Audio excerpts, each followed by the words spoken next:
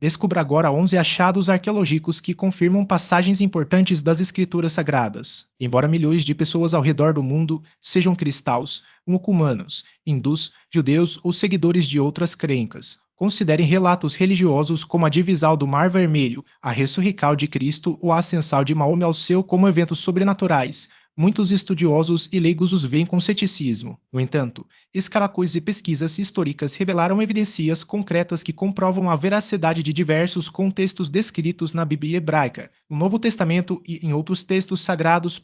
E importante esclarecer que nenhuma dessas descobertas valida os milagres atribuídos às grandes figuras religiosas. Porém, elas demonstram que muitos detalhes sobre épocas, locais, personagens e cenários mencionados nas escrituras correspondem, em grande parte, à realidade histórica. Neste conteúdo, vamos explorar alguns dos achados arqueológicos mais relevantes que ajudam a sustentar a autenticidade de passagens bíblicas. Incluiremos também uma teoria científica proposta por um engenheiro da Universidade de Stanford, que busca explicar de forma racional como teria ocorrido a separação das águas durante o Êxodo, permitindo a fuga dos hebreus do Egito.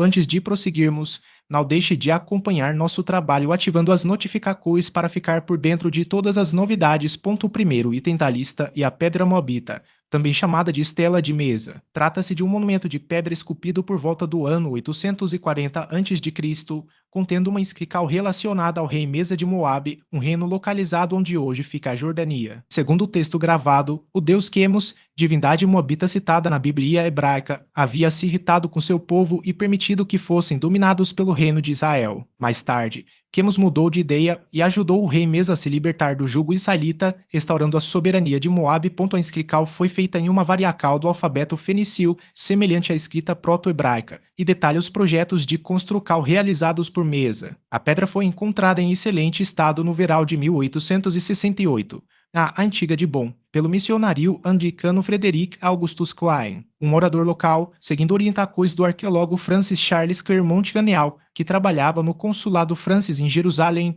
fez uma cópia em papel mâché da inscrição. Essa precaução se mostrou providencial, pois, um ano depois, membros da tribo beduína Beni Amida destruíram o monumento em pedaços como forma de protesto contra os colonizadores otomanos. Felizmente, Clermont Ganneau conseguiu recuperar os fragmentos e reconstruir a estela.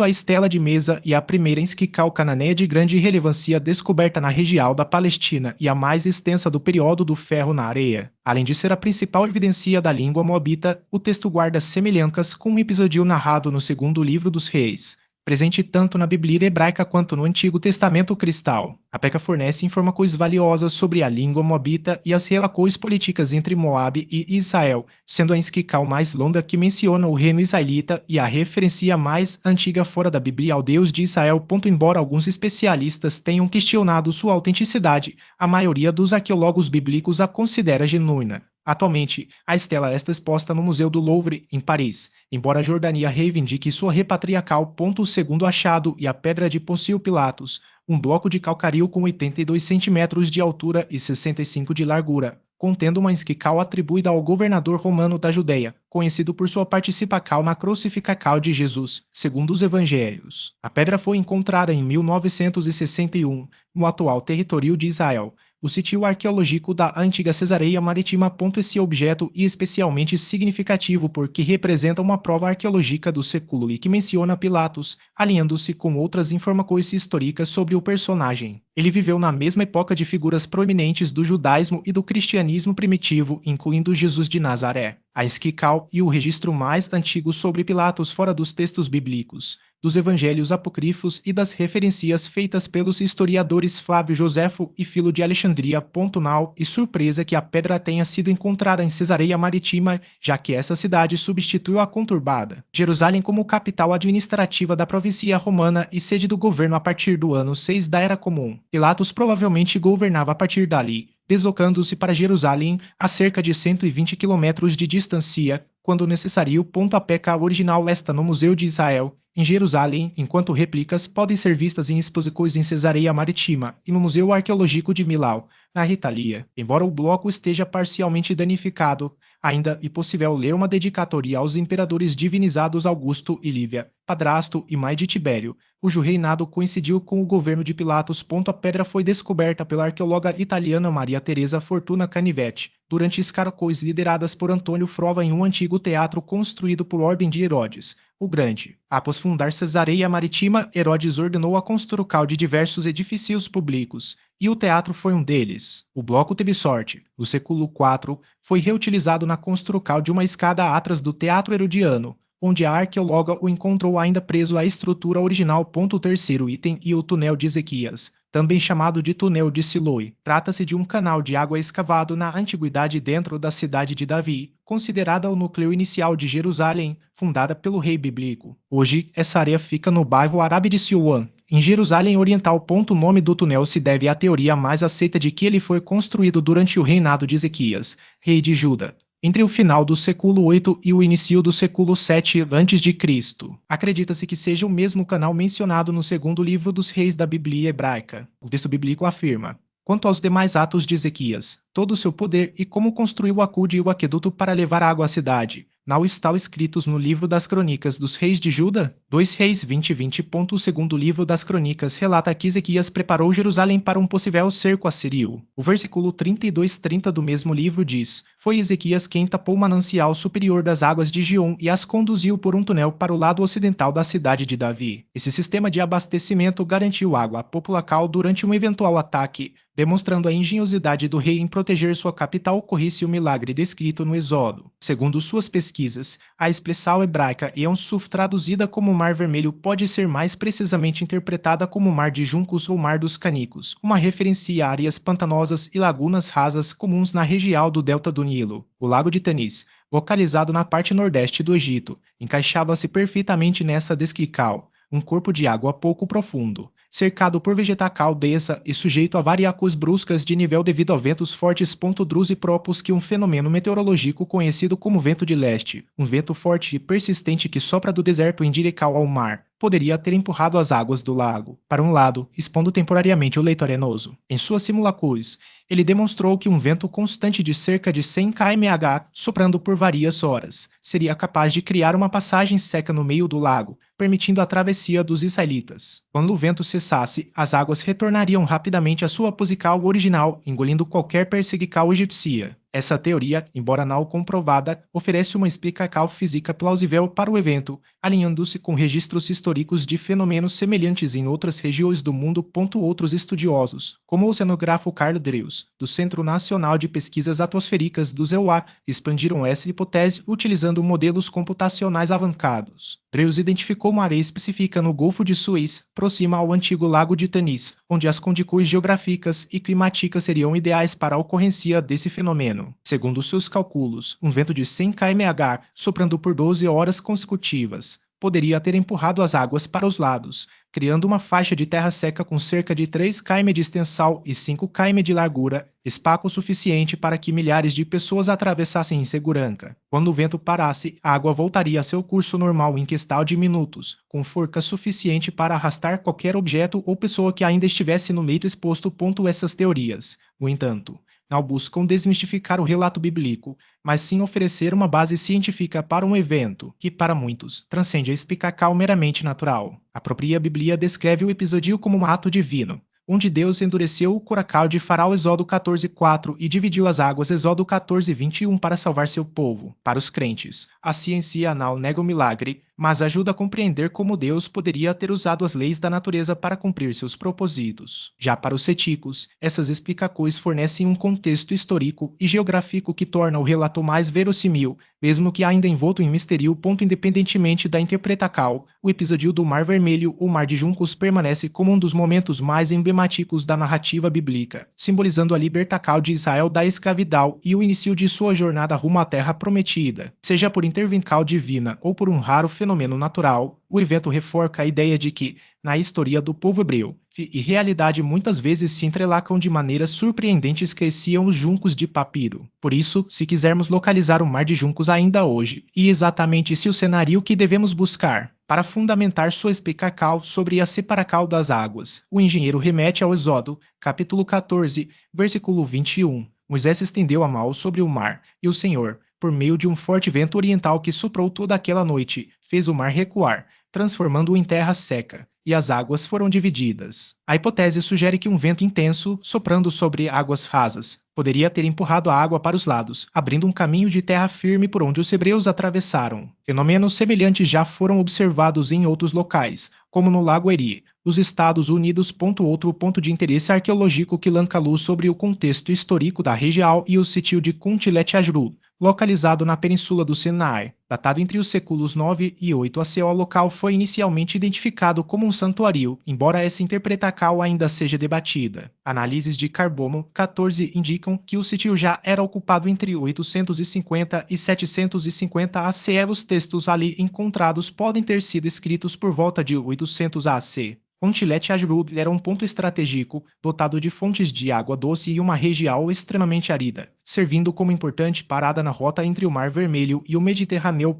O sítio ganhou notoriedade por suas inscrições, que mencionam divindades como Yahweh de Samaria e Yahweh de Temã, além de referências a Asherah. O termo Asherah pode designar tanto um objeto de culto, possivelmente um poste sagrado, quanto uma deusa cananeia associada à fertilidade e à sexualidade. A Menkau, a Samaria, capital do reino de Israel, e a Temã, cidade do reino de Edom, sugere que Yahweh era venerado em ambos os locais, levantando questões sobre sua relação com Cos, a principal divindade dos Edomitas. A conexão entre Asherah e Yahweh, por sua vez, permanece obscura. Alguns estudiosos propõem que os israelitas podem ter incorporado elementos do culto a Asherah em sua prática religiosa, especialmente antes das reformas monoteístas promovidas pelos deuteronomistas no período pós-exílico. Outro elemento arqueológico que ilustra a engenhosidade dos antigos habitantes da região e o estanque de Siloé, escavado diretamente na rocha ao sul da cidade de Davi, em Jerusalém. Esse reservatório era abastecido pelas águas da fonte de Gion, canalizadas através do túnel de Ezequias. Sua construção e tradicionalmente atribuída ao rei Ezequias de Judá, que também ordenou a edificação do túnel e de uma nova muralha para proteger o abastecimento de água durante cercos. O estanque foi reconstruído no século IDC, possivelmente durante o período Asmoneu ou no reinado de Herodes, o Grande. 37-4 AC. Não está claro, porém, se a estrutura posterior ocupava o mesmo local do reservatório original, cujas ruínas ainda não foram identificadas. O estanque de Siloé desempenhou um papel central na vida cotidiana e religiosa de Jerusalém. No Novo Testamento, e mencionado no episódio em que Jesus cura um cego de nascença. Dito isso, cuspiu no chão, fez lama com a saliva e a aplicou nos olhos do cego. Em seguida, disse: vai, lava-te no estanque de Siloé. João 9:6-7. A narrativa sugere que o local era frequentado por peregrinos e possivelmente utilizado para banhos rituais, embora as mikvaot, banhos de purificação da época, fossem geralmente menores. Alguns pesquisadores, como Joel Elitzur, especulam que o estanque de Siloé poderia ter sido usado para Natal e não apenas para imersões religiosas. Entre os vestígios arqueológicos que buscam conectar a narrativa bíblica à realidade histórica, destaca-se a grande estrutura de pedra descoberta pela arqueóloga Eilat Mazar na cidade de Davi. Segundo Mazar, os restos encontrados pertencem a um grande edifício público, possivelmente o Palácio do Rei Davi, mencionado nos livros de Samuel. A datação inicial dos vestígios apontava para o século X e 9 AC. O nome do sítio foi inspirado pela proximidade com outra estrutura conhecida como estrutura de pedra escalonada. A escalação, financiada pelo banqueiro norte-americano Roger Erpol, revelou objetos que reforçam a hipótese de uma ocupação no século X AC, como alcas de marfim no estilo fenício, possivelmente usadas para decorar o cabo de uma espada, e fragmentos de cerâmica datados por radiocarbono entre 1050 e 970 AC. Em 2007, uma nova escavação em área adjacente demonstrou que a estrutura era ainda maior do que se imaginava, com paredes de até 7 metros de espessura. Além disso, parte da edificação estava conectada à grande estrutura de pedra descoberta no século XX. A interpretação de Mazar, no entanto, não é unânime. Alguns arqueólogos questionam se os restos pertencem a um único edifício ou se representam construções de períodos distintos, além de contestarem a associação direta com o Palácio de Davi. A base para a hipótese de Mazar está no segundo livro de Samuel 5:17, que descreve a cal de Davi a notícia de um ataque filisteu. Quando os filisteus souberam que Davi havia sido ungido rei sobre Israel, subiram todos para capturá-lo. Mas Davi, ao saber disso, desceu à fortaleza. Com base nesse trecho, a arqueóloga concentrou suas escaracóis na parte mais alta de Jerusalém, onde encontrou artefatos dos séculos V e VAC sob camadas do período do Segundo Templo. Abaixo desses estratos, surgiram os alicerces da estrutura que ela identifica como Palácio Real. Por fim, Outro elemento que ilustra a presença romana na Judéia e a grande avenida de Pôncio Pilatos, governador da província entre 26 e 36 DC. Pilatos e uma figura central nos evangelhos, onde é retratado como o responsável pela condenação de Jesus. Embora as fontes históricas sobre seu governo sejam escassas, escaracóis recentes em Jerusalém revelaram uma ampla rua pavimentada com pedras, datada do século IDC que teria sido construída durante sua administração. A avenida, com cerca de 600 metros de extensão, ligava o templo ao estanque de Siloé, servindo como rota para peregrinos e comerciantes. Sua construção reflete o esforço romano de urbanizar a cidade, integrando-a ao sistema viário do Império. A morte de Jesus está intrinsecamente ligada ao nome de Pôncio Pilatos, mas sua trajetória vai muito além desse episódio. Nascido por volta do ano 12 AC na região dos Abruzos, na Península Itálica, Pilatos pertencia à Ordem dos Equites, a classe equestre romana, um grupo social privilegiado, que usava uma túnica com duas faixas purpuras como símbolo de seu status. Os equites ocupavam posições de destaque no governo e na administração do império, sendo selecionados diretamente pelo imperador entre cidadãos de fortuna comprovada, no caso, 400.000 sestercios. Embora sua imagem tenha sido marcada pelo julgamento e crucificação de Cristo, suas funções como prefeito da Judeia iam muito além dos assuntos judiciais. Entre suas atribuições estava a supervisão de obras públicas, e justamente nesse campo que sua administração pode ter deixado um legado mais duradouro. Arqueólogos identificaram em Jerusalém uma extensa avenida pavimentada, construída durante seu governo, que se estendia por cerca de 600 metros, conectando o tanque de Siloé ao Monte do Templo. Estima-se que a obra tenha consumido cerca de 10.000 toneladas de pedra calcária, um empreendimento monumental que reflete não apenas a capacidade logística romana, mas também a intenção de integrar a região ao sistema viário imperial. Segundo estudos publicados pelo Instituto de Arqueologia da Universidade de Tel Aviv, a construção dessa via sugere que, no que diz respeito à infraestrutura, Pilatos pode ter sido um governante mais eficiente do que a tradicional crista costuma retratar. Sobre sua vida. Duas evidências materiais ajudam a confirmar sua existência histórica. A primeira é a chamada Pedra de Pilatos, descoberta em 1961 nas ruínas do Teatro Romano de Cesareia Marítima, que traz uma inscrição dedicatória com seu nome e cargo. A segunda é um anel de bronze encontrado em 1968-1969 nas escaracóis do Palácio de Herodes, em Herodil, com a gravacal Pilatos. Embora não haja certeza absoluta de que o objeto tenha pertencido a ele, a raridade do nome torna a hipótese plausível. Outro tesouro arqueológico que lança luz sobre o contexto histórico de Pilatos são os manuscritos do Mar Morto, descobertos em 1947 nas cavernas de Qumran, na Cisjordânia. Esses documentos, também conhecidos como rolos de Qumran, representam uma das maiores descobertas bibliográficas do século XX. Datados entre 250 a 66 DC, os manuscritos incluem copias dos textos bíblicos hebraicos mais antigos já encontrados, além de escritos não canônicos, como regras comunitárias, oráculos e comentários religiosos. A maioria dos estudiosos atribui sua autoria à seita dos essênios, uma comunidade judaica ascética que se estabeleceu em Qumran após a revolta dos Macabeus. No século II AC, os rolos oferecem um panorama valioso do judaísmo do Segundo Templo, período em que Jesus e Pilatos viveram, e ajudam a compreender as tensões religiosas e políticas da época. Atualmente, a maior parte dos manuscritos está preservada no Museu de Israel, em Jerusalém, no Museu Rockefeller e no Museu Arqueológico da Jordânia, em Hama. Embora alguns fragmentos tenham sido alvo de falsificações,